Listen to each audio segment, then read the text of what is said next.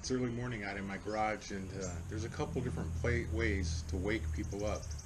You can wake somebody up, like for a fishing trip or a hunting trip, and say, "Hey, time to get up." And the event that's coming is the emotion needed to wake themselves up. And other times you can yell at people, "Hey, wake up, wake up, wake up! It's time to get up." And you can try to have the emotion to wake them up. I believe we're at a unique time in America where the people of God, the children of God, are hearing the Lord's voice, and He's saying it's time to get up.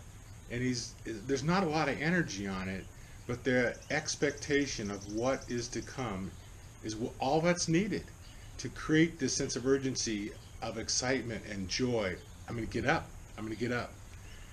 I think when the world sees that we have a passion and love and joy to wake up, to hear His voice, to follow Him, to have a true sense of adventure and value in what the Lord is doing, they're going to have interest. And we won't need to be shouting at the world, wake up, with a spirit of panic or manipulation or trying to get them to do something they don't want to do, like get out of the bed.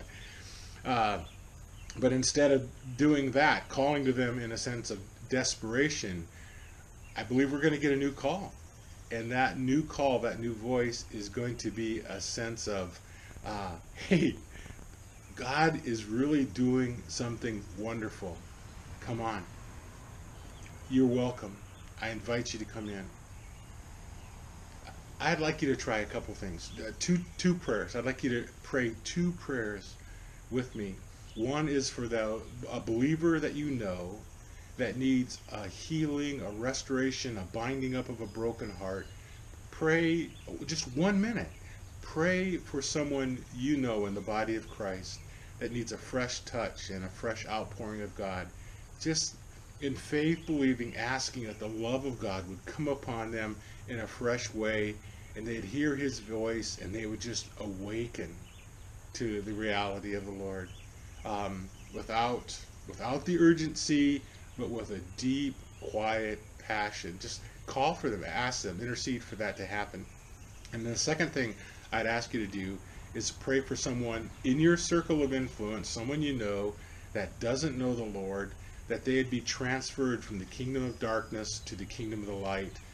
But because the Lord went after them, ask God to go after someone that's lost in your circle of influence, a coworker, a family member.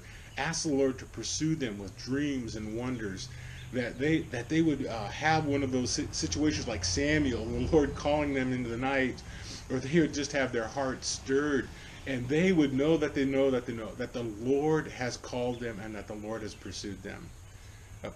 Even just for a minute, even if it's just got for a minute. So there's 2 minutes of prayer I would just ask you to do, crying out for those. Someone in the family that needs a fresh touch, someone who's trapped in brokenness, to be invaded by the Lord, pursued by the Lord, that they'd come into the kingdom of light.